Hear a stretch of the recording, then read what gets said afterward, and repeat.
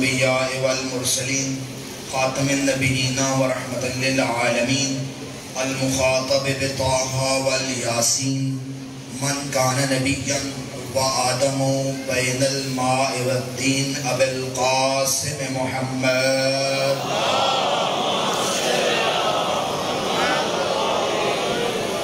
وعلى عطرته الأطيبين الأطهرين المعصومين المظلومين المنتجبين المخدومين ولعنة الله على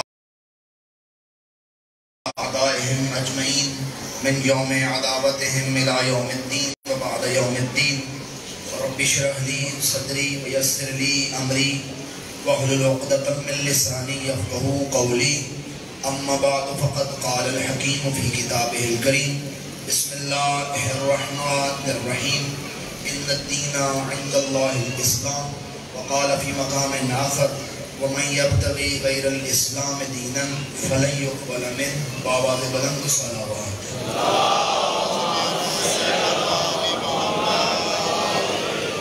دعا ہے خداوند منان و قدوس آپ کی اس حاضری کو قبول و منظور فرمائے پروردگار عالم تمام عزاداروں کی دنیا میں جہاں کہیں بھی نام حسین لینے والے حسین حسین کرنے والے موجود ہیں ان کی محافظت فرمائے پروردگار صدقہ محمد و آل محمد کا ہمیں ان مجالس سے رزق علم اور رزق معرفت لینا کی توفیق عنایت فرمائے پروردگار عالم ہمارے مولا و آقا کے ظہور میں تعجیل عطا فرمائے اور ہمیں ان کے اعوان و انصار میں شمار ہونے کی توفیق عنایت فرمائے اپنی اور ہماری دعاؤں کی قبولیت کے لیے بلند صلوات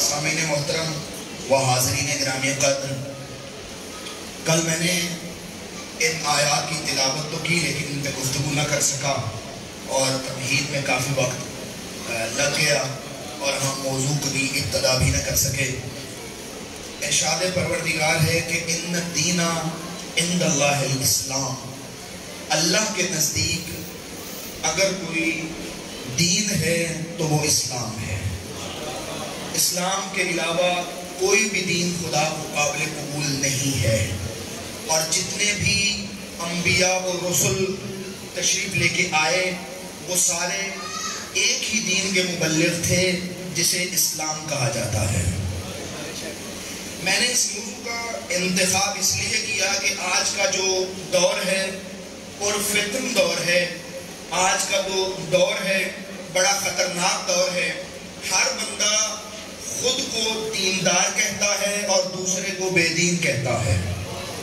ہر بندہ یہ سمجھتا ہے کہ میں جیسا دیندار ہوں ویسا دیندار ہے ہی کوئی نہیں اور دوسرا بندہ جو میرے مد مقابل ہے وہ بے دین ہے میں ایک بات کہنا چاہتا ہوں کہ دیندار کہلانے سے پہلے ایک بات یاد رکھنا پہلے دین کو سمجھو پھر دیندار بننے کی کوشش کرو پہلے دین کو سمجھو دین ہے کیا اور کسی بھی چیز کو سمجھنے کے لیے سب سے پہلے اس کی بنیاد اور اساس کو سمجھنا ضروری ہے جب تک آپ اس کی بنیاد کو اور اس کی اساس کو نہیں سمجھیں گے آپ کو وہ چیز سمجھ میں نہیں آئے گی جس طرح ہر چیز کی کوئی نہ کوئی اساس ہے کوئی نہ کوئی بنیاد ہے اس کی بیسز ہے اسی طرح اسلام کی بھی ایک بنیاد ہے اسلام کی بھی ایک اساس ہے شیعہ سنی دونوں منابع حدیثیہ میں یہ حدیث موجود ہے لِكُلِّ شَيْءٍ أَسَاسٌ وَأَسَاسُ الْإِسْلَامِ حُبُّنَا أَهْلَ الْبَيْتِ کہ ہر چیز کی کوئی نہ کوئی بنیاد ہے اور اسلام کی بنیاد کا نام عشق اہل بیت ہے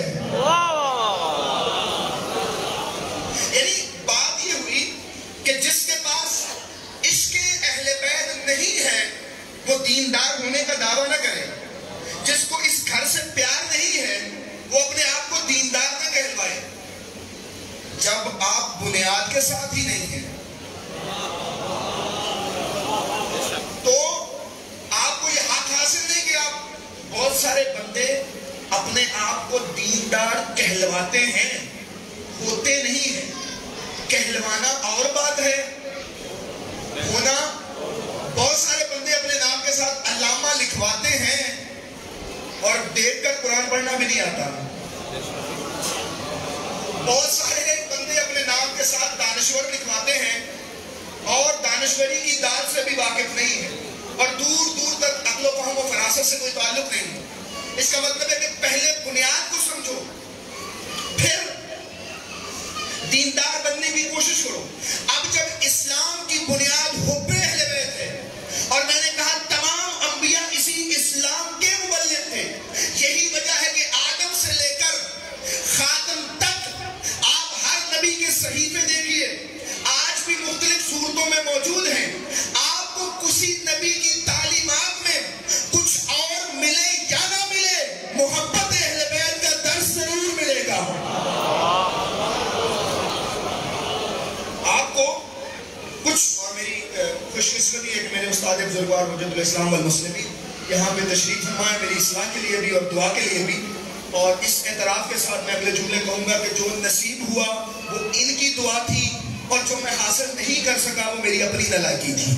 تو ان کی دعا میرے ساتھ رہے گی اور میں بات کو آگے بڑھاؤں گا کہ ہر نبی مبلغ تھا اسلام کا, اور اسی لیے ہر نبی کی کتاب میں کچھ اور ملے یا نہ ملے عشق اہل بیت ضرور ملے گا.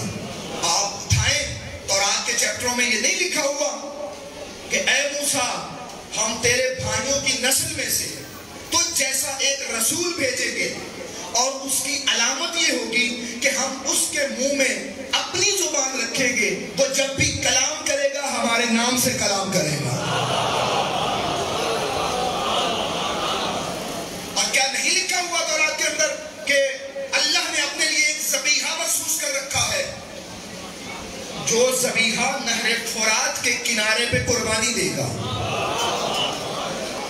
تو میں کہنا یہ چاہتا ہوں کہ جب ہر نبی میں کی کتاب میں جب تک عشق اہل بیت نہ آئے تب تک کتاب مکمل نہیں ہوتی.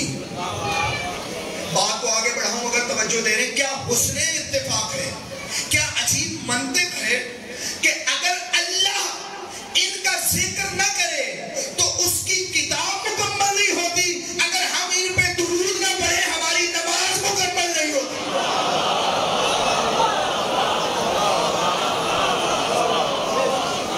نہ اس کا نظام ہدایت ان کے بغیر مکمل ہو سکتا ہے, نہ ہماری بندگی ان کے بغیر مکمل ہو سکتی ہے. اور یہ میں نہیں, میں تو شیعہ ہوں, میرا تو وتیرہ ہی علی علی کرنا ہے. میں تو آگے بڑھ کے ایک اور جملہ کہوں گا. امام شافعی نے کیا کہا تھا, ان کا حبکم یا اہل بیت النبوہ حبکم فرض من اللہ فی القرآن انزلا کفاکم من عظیم الکرم انہ من لم یصلی علیکم لا صلاۃ لہ. اے اہل بیت نبی, تمہاری کرامت کے لیے یہ کافی ہے کہ تمہاری مودت اللہ نے قرآن میں واجب بنا کے نازل کی ہے, اور تمہاری تکریم کے لیے یہ کافی ہے کہ جو تم پہ درود نہ پڑھے اس کی عادت ہوتی ہے, عبادت نہیں ہوتی.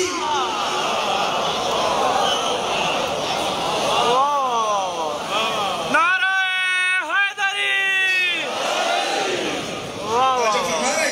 ہر نبی کی کتاب میں ذکر اہل بیت موجود ہے, اور کافی کی حدیث ہے.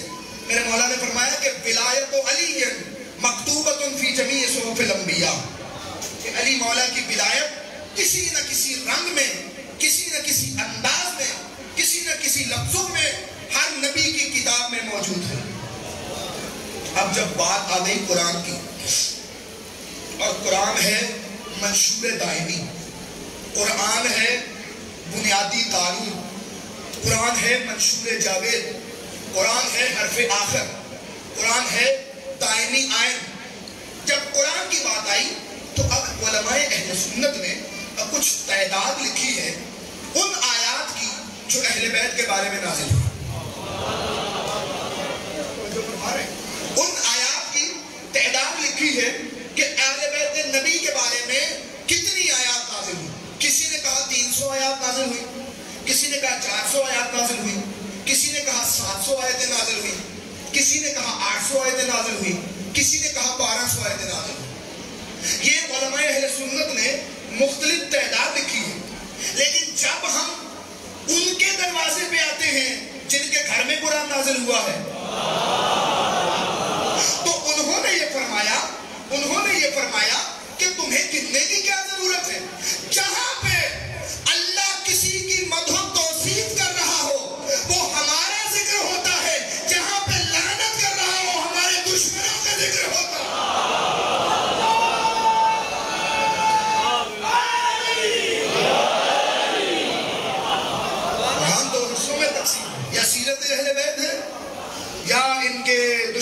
کی बुरी खसलतों का जिक्र है कि इनसे बच के रहना।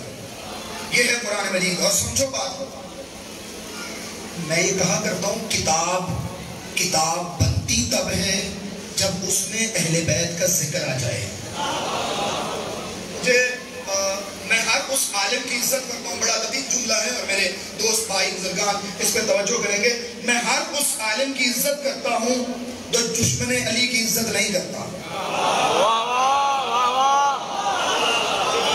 मुझे हर वो आलिम प्यारा लगता है जो दुश्मनाने अली की इज्जत नहीं करता। और मैं ये जुमला कहना चाहता हूँ, लेकिन जो प्यार मुझे इमाम नसाई से है किसी और से नहीं है, अहले सुन्नत में से है। उसकी वजह ये है कि इनकी शहादत की वजह है इश्क़ अली इब्न अबी तालिब। तो अली का हो के रहे, हम तो उसके कदम छूने के लिए तैयार हैं। हमारा तो मदार ही अली इब्न अबी तालिब है, हमारा तो मेयार ही अली इब्न अबी तालिब है। हुआ ये कि ये जो इमाम नसाई थे ये गए शाम में, और शाम में इन्होंने देखा कि कुछ नवासिब दुश्मनाने अली हैदर कर्रार के मुतल्लिक नाज़ेबा कलिमात कहते हैं और दुश्मनी का अलल ऐलान इज़हार करते हैं।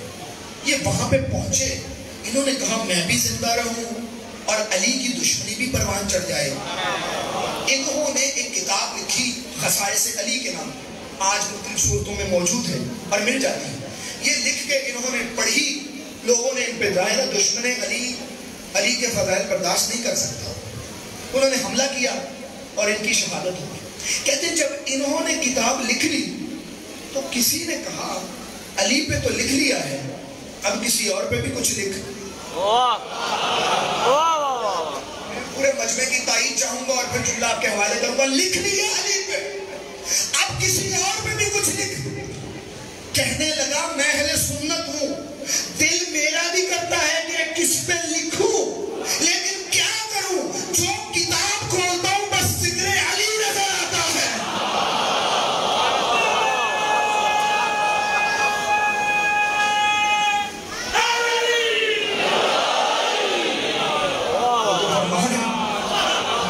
मैं जो किताब खोलता हूं मुझे अली के अलावा कुछ दिखाई दे तो मैं लिखूं। और वो इमाम अहमद बिन हंबल ने नहीं कहा था कि मा जा ले अहद बिन असहाब अली मिन अल फज़ाइल मा जा ले अली इब्न अबी तालिब, के किसी सहाबी के इतने फज़ाइल वारिद नहीं हुए जितने अली इब्न अबी तालिब के वारिद हुए हैं। और मैं यहाँ पर रुक के कहना चाहता हूँ, इख्तिलाफ की बातें खत्म करो।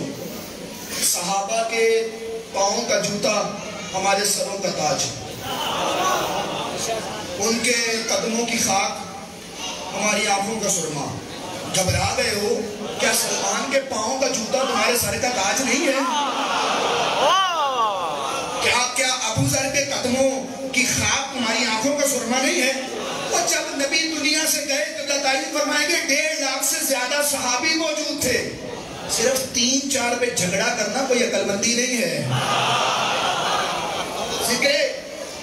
जिक्र सहाबा होना चाहिए और बड़ी शान बयान होनी चाहिए सलमान और अबू जर की, लेकिन कभी भी अहले बैत से मुकायसा नहीं होना चाहिए।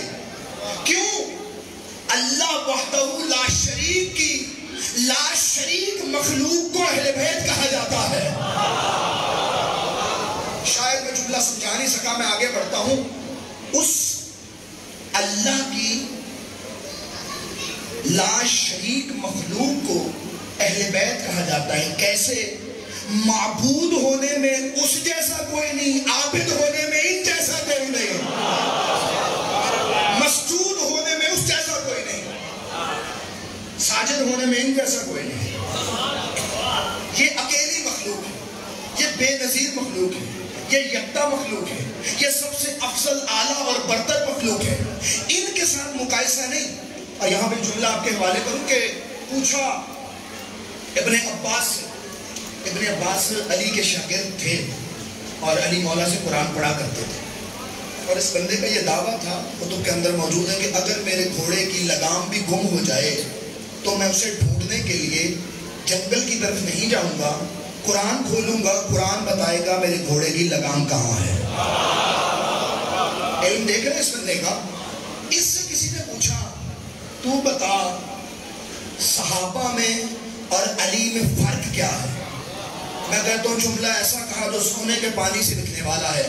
کہتا زیادہ تو میں نہیں جانتا، ایک فرق میں جانتا ہوں کہ صحابہ اور علی میں فرق یہ ہے، صحابہ روز علی سے پوچھتے تھے، علی نے کبھی کسی سے نہیں پوچھا.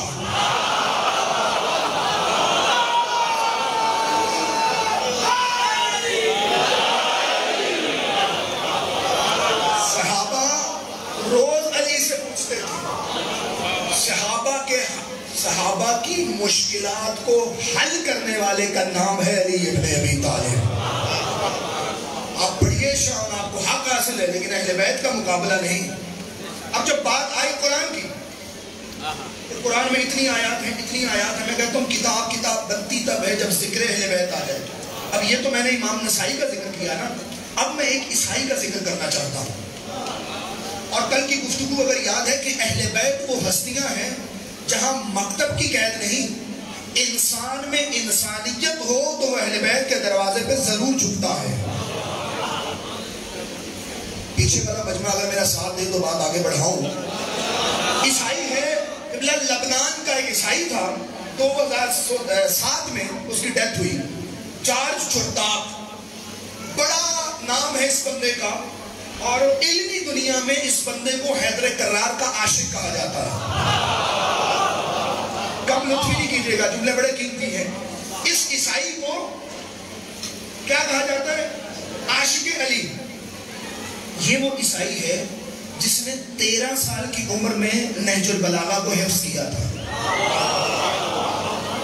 ہوا یہ کہ اس کا بھائی مدرسے چھوڑ کے آتا، اسکول چھوڑ کے آتا، یہ واپس، پھر چھوڑ کے آتا، پھر واپس. ان کا تجھے تکلیف کیا ہے؟ اس نے کہا یہ جو مجھے پڑھا رہے ہیں نا، میں وہ نہیں پڑھنا چاہتا. میں یہ دیکھنا چاہتا ہوں کہ کلام عرب کیسا تھا، ان کے انداز تکلم کیسا تھا، ان کی ضرب الامثال کیسی تھی، وہ کس فصاحت و بلاغت پہ گفتگو کرتے تھے. اس کا بھائی تھا، اپنی لائبریری سے نہج البلاغہ نکالی، اس کے ہاتھ میں دیتے ہوئے ایک جملہ کہا. میں کہتا ہوں تاریخ پہ سینے پہ آج بھی رقم ہے وہ جملہ. اس کے بھائی نے اسے کتاب نہج البلاغہ دی اور کہا اسے پڑھ، اور اس کے بعد بے شک کچھ نہ پڑھ.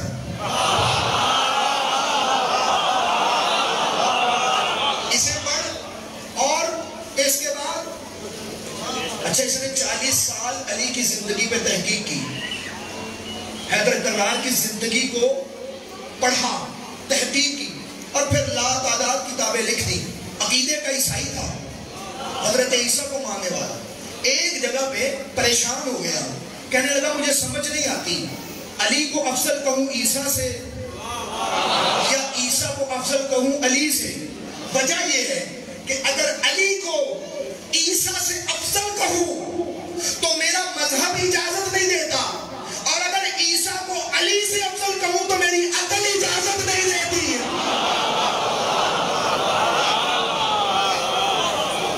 لاتعداد کتابیں اس بندے نے لکھ دی. Ali and his time, Ali and France revolution, Ali and Arab nation, Ali and سقراط، Ali the voice of human justice. لاتعداد کتابیں حیدر کرار کی شان میں لکھ دی. اب جب بوڑھی عمر میں بیٹھا ہوا ہے اپنی لائبریری میں، کسی نے آ کے کہا بہت لکھ لیا ہے علی پہ، اب کسی اور پہ بھی کچھ لکھ. جملہ ایک ہے جو آپ کے حوالے کرنا ہے، بہت لکھ لیا علی پہ، اب کسی اور پہ بھی کچھ لکھ. اس کے ہاتھ میں قلم تھا، قلم کی طرف اشارہ کر کے کہنے لگا علی پہ لکھنے کے بعد کسی اور پہ لکھنا میرے قلم کی توہین ہے.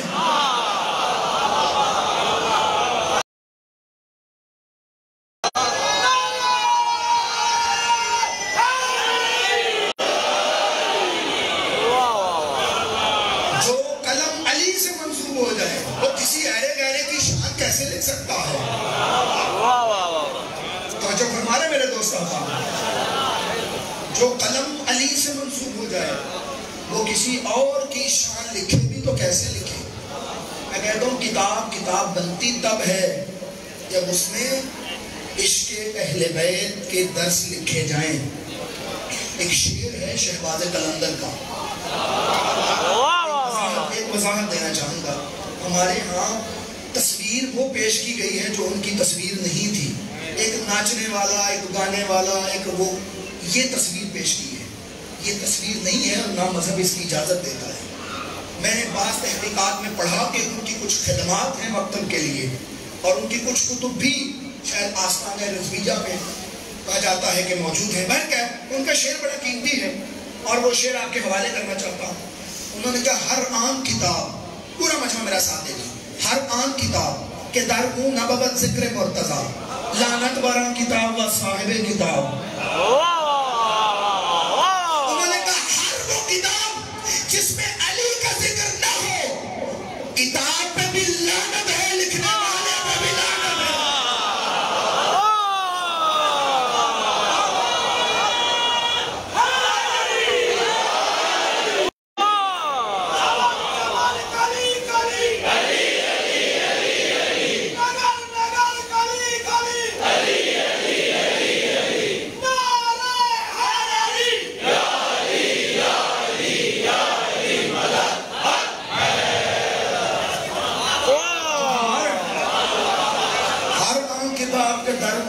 ذکر مرتضی، کتاب و صاحب کتاب.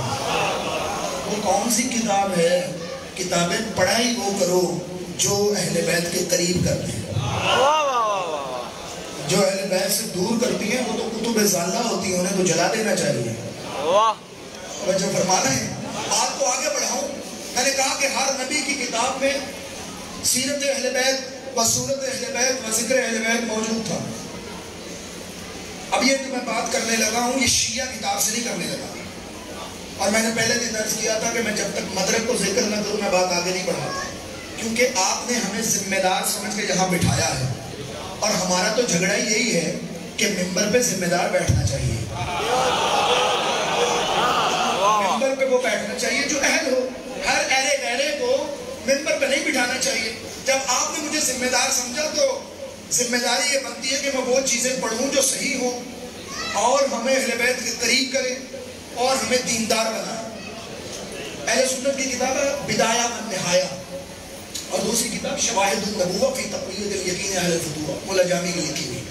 اس کے اندر یہ موجود ہے کہ حضرت عیسیٰ علیہ السلام، بڑی توجہ کے ساتھ میں بات کو بڑھا رہا ہوں، حضرت عیسیٰ چل رہے ہیں اور نہر فرات سے کچھ فاصلے پہ رکے، اور رک کر حضرت عیسیٰ نے ایک جگہ پہ پانی زمین کھودنے کا حکم دیا.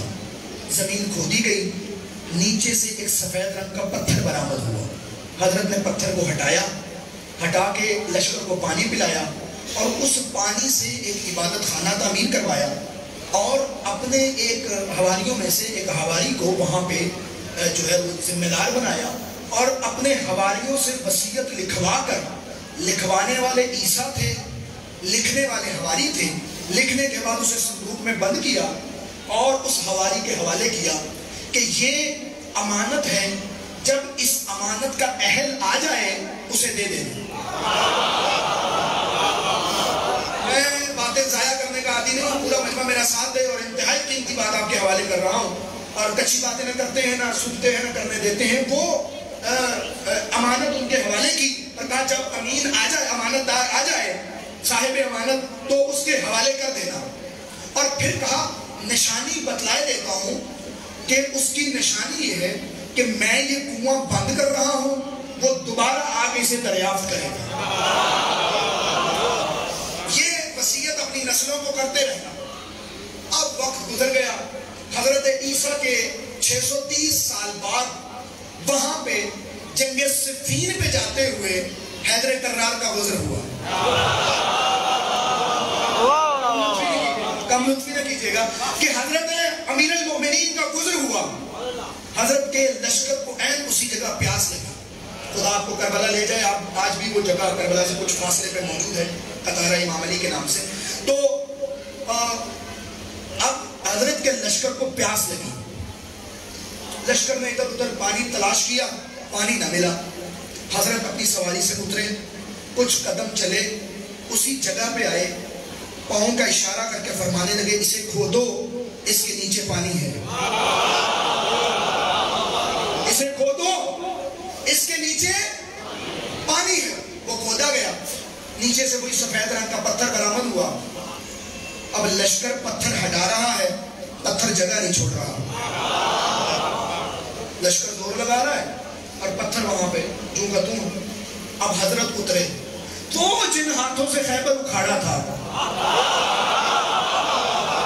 حضرت نے پتھر کو ہٹایا, لشکر کو حکم دیا کہ پانی پیو. اب جو ہی پتھر کو ہٹایا, سامنے ان حواریوں کی نسل میں سے جو موجود تھا وہ دوڑتا ہوا آیا اور ایک جملہ کہا آپ اب آئے ہیں, ہم برسوں سے آپ ہی کے تو انتظار میں تھے.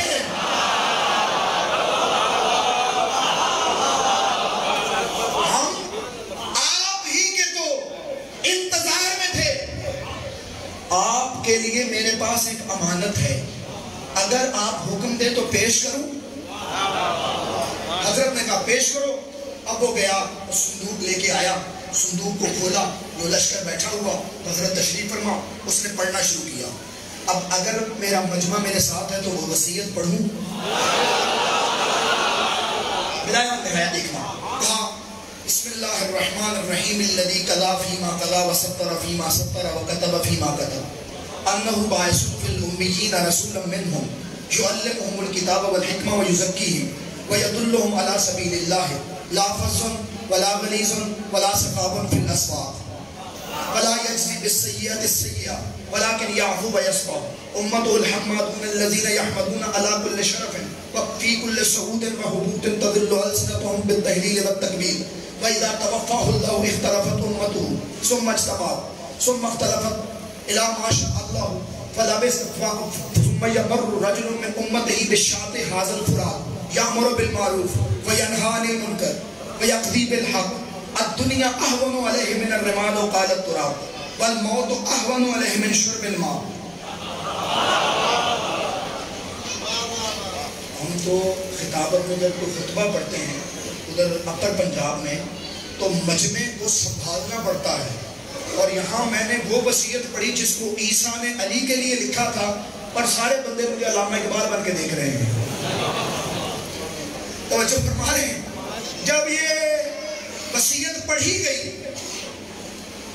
اب ترجمہ یہ بنتا ہے کہ اللہ نے ہر فیصلے میں, ہر کتاب میں, ہر تحریر میں یہ لکھ دیا کہ آخری دور میں وہ ایک نبی بھیجے گا جو لوگوں کو کتاب و حکمت کی تعلیم دے گا اور ان کا تزکیہ نفس کرے گا, لوگوں کو اللہ کا راستہ دکھائے گا, اور وہ آوارہ لوگوں کی طرح بازاروں میں نہیں پھرے گا. وہ برائی کا جواب برائی سے نہیں اچھائی سے دے گا. اس کی امت اللہ کی حمد کرنے والی ہوگی, اور وہ جس کامیابی کو بھی حاصل کریں گے خدا کے نام سے کریں گے, اور ان کی زبانوں پہ تکبیر و تحلیل ہوگی, اور اللہ ہر جگہ پہ اس نبی کی مدد کرے گا. جب اللہ اس نبی کو اٹھائے گا تو اس کی امت میں اختلاف ہوگا, پھر اتفاق ہوگا, پھر اختلاف ہوگا. اسی دوران اس نہر کے کنارے سے اس کے وسیع کا گزر ہوگا, اس کے وسیع کا گزر ہوگا. اس کی علامت یہ ہے وہ امر بالمعروف کرے گا, نہیں عن المنکر کرے گا. وہ اللہ کے راستے میں کسی بھی ملامت کرنے والے کی ملامت کو فکر نہیں کرے گا. اور اس کی علامت یہ ہے کہ دنیا اس کے لیے مٹی کے ڈھیر سے بھی کم قیمت ہوگی, اور موت اس کے لیے پانی پینے سے زیادہ آسان ہوگی. فَمَنْ أَدْرَكَ ذَلِكَ النَّبِي, جو بھی اس نبی کو اگر درک کرے اور اس پر ایمان لے آئے تو میری رضا اور میری جنت اسی کے لیے ہے. اور جو اس مسیح, اس عبد صالح کو درک کرے تو اس کے لشکر میں شامل ہو جائے, خدا کی قسم اس کی محبت سعادت ہے, اس کے قدموں میں مر جانا شہادت ہے. اس نے کہا حضرت مجھے کلمہ پڑھائیں. کتب کے اندر موجود ہے, شواہد النبوہ کے اندر, کہ اس نے وہی کلمہ پڑھا جو تم پڑھتے ہو. اس نے کہا اشہد ان لا الہ الا اللہ وحدہ لا شریک لہ واشہد ان محمدا عبدہ ورسولہ واشہد انک وصی رسول اللہ حقا. جب یہ جملے کہے تو حضرت کی آنکھوں سے آنسو جاری ہے. حضرت نے فرمایا الحمدللہ الذی لم یجعلنی نسیا منسیا والحمد للہ الذی ذکرنی فی قطب الابرار. حمد ہے اس اللہ کی جس نے کبھی بھی مجھے فراموش نہیں کیا، اور حمد ہے اس اللہ کی جس نے ہر نبی کی کتاب میں حیدر کرار کے ذکر میں زندہ رکھا ہے.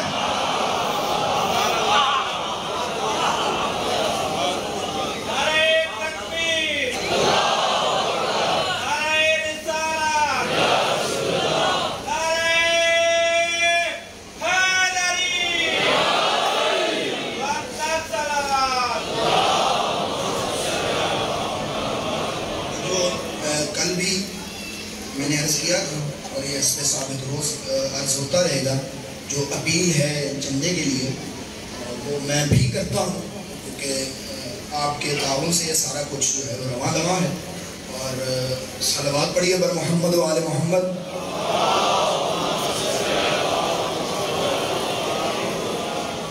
ذرا جلدی کیجیے گا سارے بارے دیگر صلوات.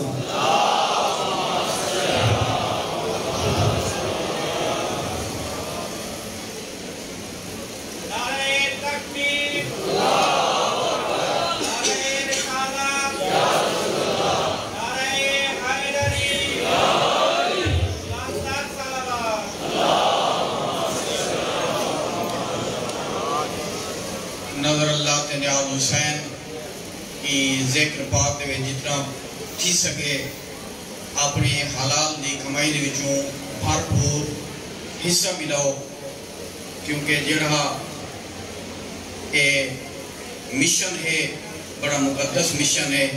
یہ ذکر دے ہوتے جتنا بھی خرچ کیتا وجہ کم ہے، کوشش کرے ہر بندہ یہ ذکر دے وجہ حصہ ملاون دی. اور خواتین دی خدمت جبیل ہے کہ وہ بھی بھرپور یہ ذکر دے وجہ حصہ ملاون. سارے مل کے باواز بلند صلوات پڑھو جا.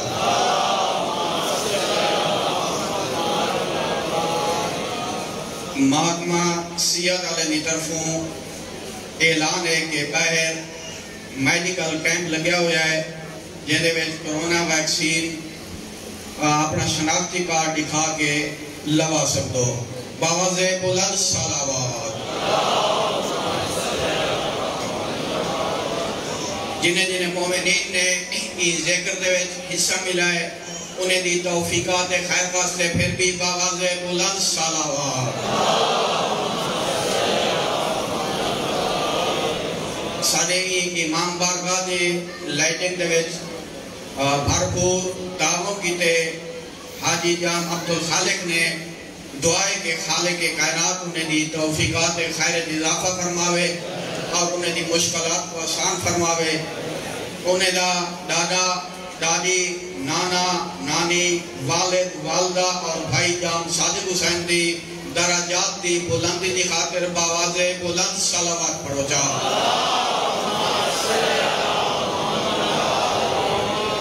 اور باقی بھی جتنا مومنین تعاون کرنے پہن انہیں دی توفیقات خیر واسطے باواز بلند صلوات.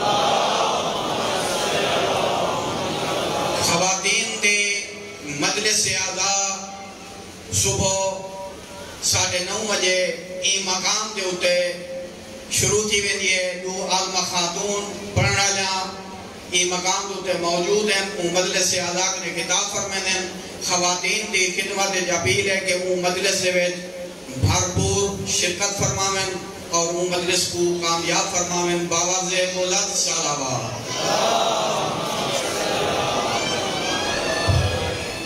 جو ہے صاحبان گرامی، اور میں کہا کرتا ہوں کہ علی کے ماننے والوں کو خیرات کرتے ہوئے گھبرانا نہیں چاہیے، کیونکہ تم اسے مانتے ہو جو حالت نماز میں بھی سوالی کو خالی نہیں پلٹاتا. تمہیں مانگنا جن کے صدقے میں ملا ہے ان کے صدقے میں اب ان کے نام پہ دینا بھی چاہیے. اور جیسے رہبر تمہیں نصیب ہوئے ہیں، کائنات پوری صدقہ کھاتی ہے اہل بیت کا. اور میں یہ بات عرض کروں کہ اللہ کی سب سے زیادہ محبوب مخلوق کو اہل بیت کہا جاتا ہے. تو حالت رکوع میں انگوٹھی دیتی ہے. چلے انگوٹھی سے ایک بات یاد آ گئی کہ نبی پاک نے جو انگوٹھی حیدر کرار کو دی اور فرمایا کہ اے علی جاؤ اور نقاش سے اس پہ لکھوا لاؤ لا الہ الا اللہ محمد ابن عبداللہ. حضرت وہ انگوٹھی لے کے گئے اور نقاش کو کہا کہ اس پہ لکھ دے لا الہ الا اللہ محمد ابن عبداللہ.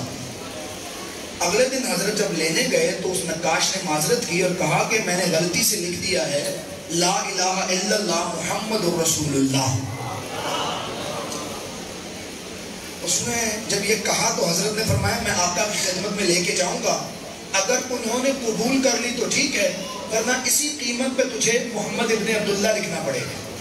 حضرت کی خدمت میں لے کے آئے, رسول اللہ نے انگوٹھی پہنتے فرمایا کوئی بات نہیں علی, میں محمد ابن عبداللہ بھی ہوں, محمد اور رسول اللہ بھی ہوں. پہلی رات ہوئی, رسول اللہ سو گئے, صبح ہوئی, رات تھی تو انگوٹھی پہ 2 جملے لکھے تھے.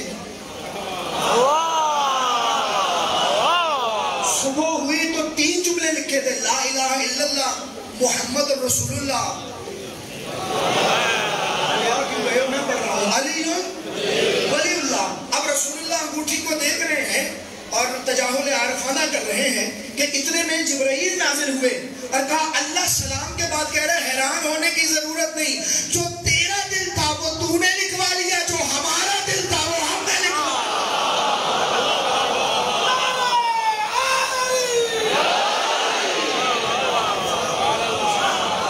یہاں پر رک کے ایک جملہ کہنا چاہتا ہوں کہ جس کے پاس اہل بیت جیسی ہستیاں ہوں, اگر وہ بھی بے دین ہو تو اس سے بڑی بدبختی کوئی نہیں. جیسے ہیرے تمہارے پاس ہیں, علی جیسے, حسن جیسے, حسین جیسے, کائنات میں ہے کوئی جو ان کے قدموں کا بھی مقابلہ کر سکے, ان کے نوکروں کا بھی مقابلہ کر سکے؟ کوئی نہیں ہے. جب اتنے قیمتی ہیرے اور اتنی بڑی ہستیاں اللہ نے ہمیں دی ہیں تو ہمارا کردار بھی لوگوں سے مختلف ہونا چاہیے. چاہے بات کو آگے بڑھاتے, بعض بندے ہوتے ہیں جو مولا کی نہیں, مولا کو تو مانتے ہیں, مولا کی نہیں مانتے. انہیں اپنے مشورے دینے کی عادت ہوتی ہے. مفت کے دیندار ہوتے ہیں اور مفت کے مفتی بھی ہوتے ہیں. جب اللہ نے شیطان کو نکالا اپنی بارگاہ سے تو اس نے کہا مجھے ایک سجدے سے بچا, چپے چپے پہ تیرا سجدہ کروں گا. اللہ نے ایک جملہ کہا حدیث قدسی میں ہے جس سے عبادت کا پتہ چل گیا. خدا نے فرمایا تو کیا کہہ رہا ہے, چپے چپے پہ تیرا سجدہ کروں گا. سن, عبادتی من حیث ارید لا من حیث ترید. عبادت میری مرضی کا نام ہے, تیری مرضی کا نام نہیں ہے. جیسے علی کو مانو ویسے علی کی مانو, ان کے پیچھے چلنے کا نام ہے دینداری.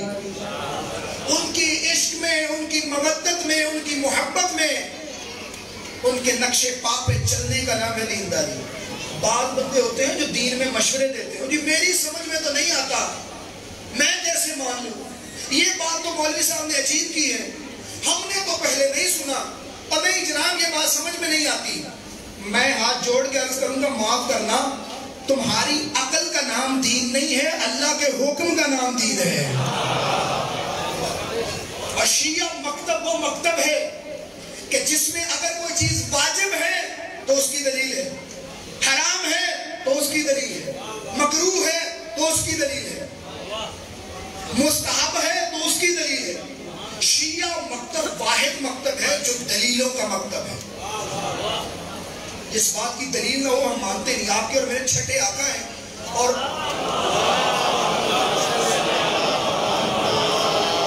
ان کے دور میں قبلہ ایک بندہ تھا, نام نہیں لیتا, وہ بندہ اپنے ذہنی جو ہے وہ قیاسات سے دین بناتا تھا.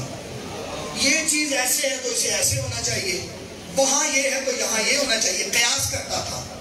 ایک دن حضرت کے سامنے آیا, حضرت نے فرمایا سنا ہے تو دین میں قیاس کرتا ہے. کہ جی الحمدللہ کوشش کرتے ہیں. حضرت نے فرمایا میں تجھ سے کچھ پوچھتا ہوں, تو قیاس کر کے جواب دے. جی پوچھئے. حضرت نے فرمایا یہ بتا آنکھوں میں نمی کیوں ہے, ناک میں ٹھنڈک کیوں کیوں ہے؟ کانوں میں کڑواہٹ کیوں ہے؟ ہونٹوں پہ مٹھاس کیوں ہے؟ دل تو میرا کرتا ہے اس بات کو یہی روک دوں اور آپ بھی ساری رات تجسس میں رہیں اور میں بھی مزے میں رہوں کہ نہیں بتایا، لیکن اگر آپ کم لطفی نہیں کریں گے تو میں بات کو آگے بڑھاؤں۔ بتا آنکھوں میں نمی کیوں ہے؟ کان میں کڑواہٹ کیوں ہے؟ کڑوے کیوں ہوتے ہیں؟ ناک میں ٹھنڈک کیوں ہوتی ہے؟ ہونٹوں پہ مٹھاس کیوں ہوتی ہے؟ خاموش جیسے آپ لوگ بالکل خاموش۔ حضرت نے جملہ کہا، حضرت نے آنکھ کھینچی اور فرمایا شرم نہیں آتی اپنے جسم کے بارے تو قیاس کر نہیں سکتا، اللہ کے حلال و حرام کے بارے قیاس کرتا ہے۔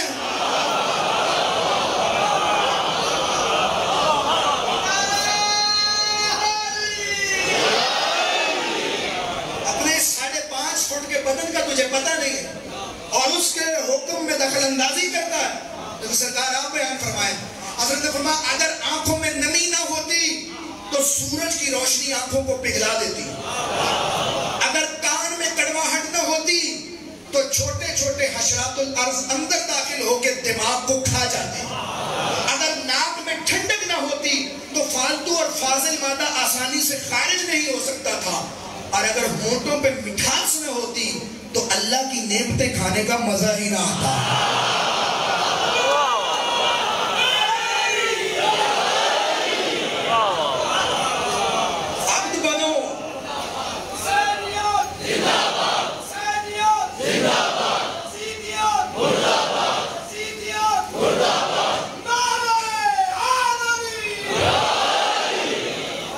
جو فرما رہے ہیں عبد بنو، حکم کے پیروکار بنو، اپنے آپ کو اہل بیت کے حوالے کرو، اپنی ڈوریاں اہل بیت کے سپرد کرو، وہ جہاں جھکائیں جھک جاؤ، جہاں قیام کروائیں کرو، جہاں پہ بولنے کا حکم دے بولے، جہاں پہ خاموش رہنے کا حکم دے خاموش رہیں۔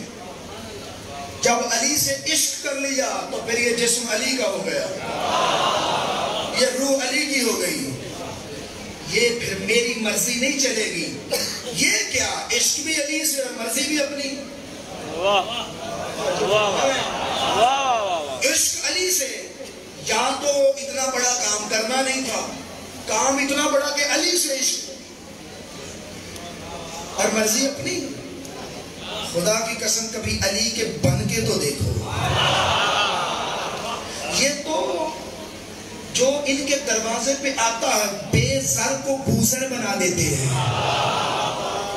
جو فرما رہے ہیں ولی کر دیتے ہیں جو ان کے دروازے پہ جھکتا ہے۔ ان کے دروازے پہ آ کے دیکھو، اپنی مرضی ان کے سپرد کر کے دیکھو۔ اس دین جو تمہارے حوالے کیا ہے بڑی محنت ہوئی ہے اہل بیت کی، خدا کی قسم کم لطفی نہ کیا کرو، اس دین کو معمولی مت سمجھا کرو۔ تمہیں نہیں پتا اس دین پہ 2 بڑی چیزیں لگی ہیں، ایک شہادت حسین، ایک چادر زینب۔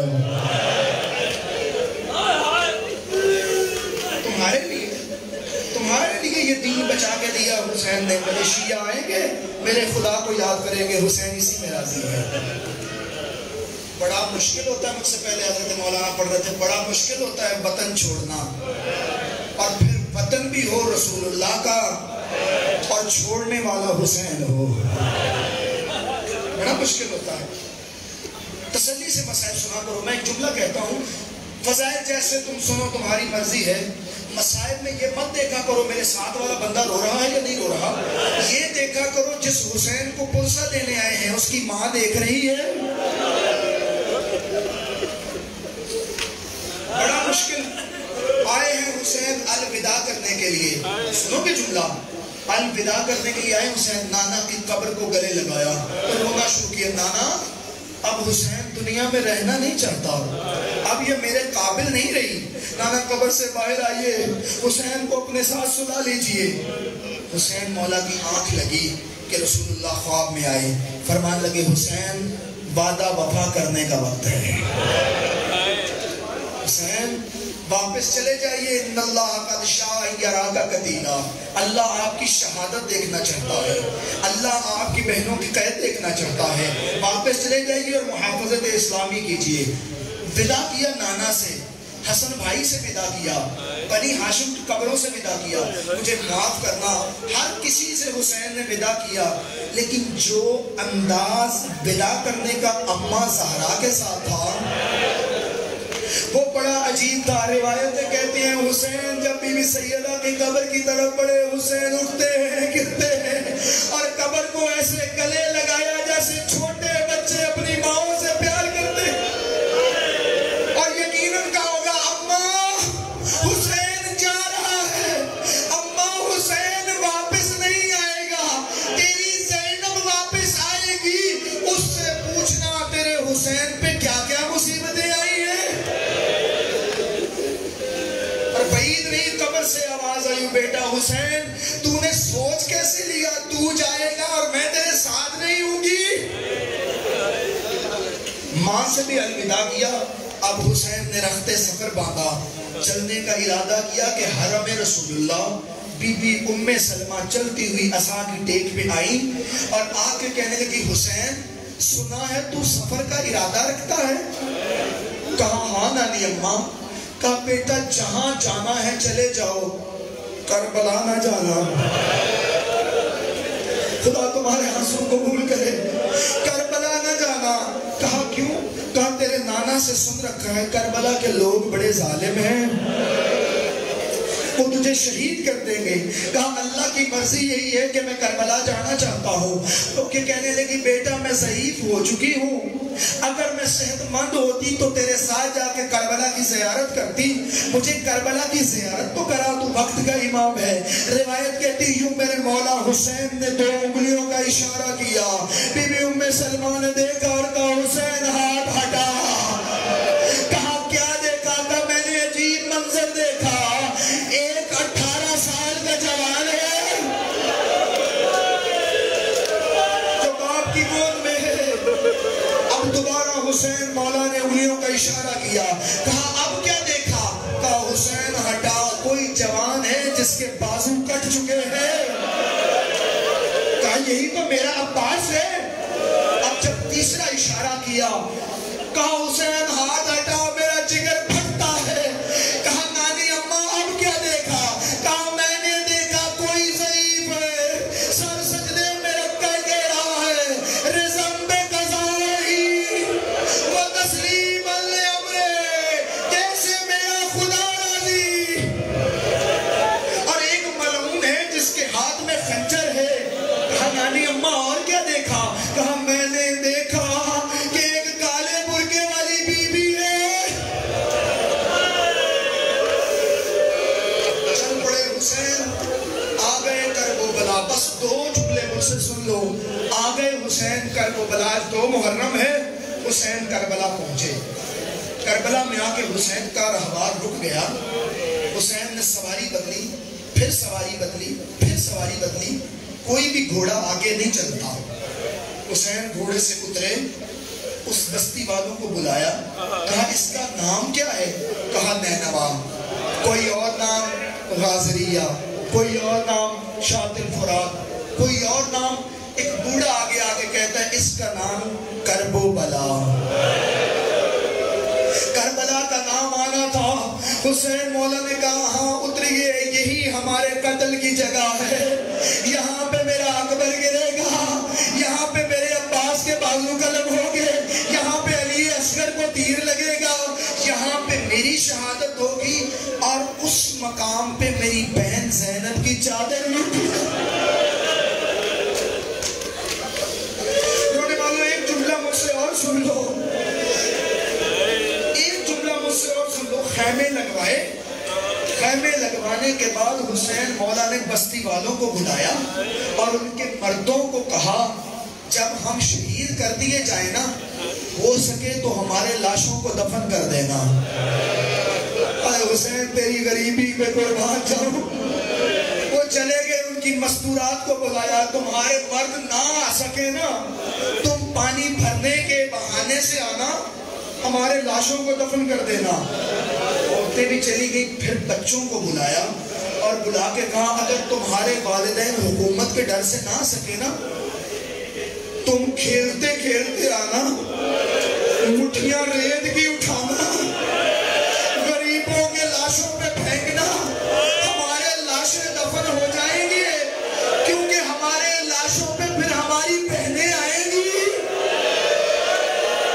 میں نہیں چاہتا ہماری لاشیں عریان ہو، لیکن میں کہتا ہوں حسین یہ خواہش پوری ہوئی جب بی بی حسین والا کی لاش پہ آئی ہے تو رو کے کہا واہ محمد صلی علیہ ملک السماء وہذا الحسین مرملا بالدماء،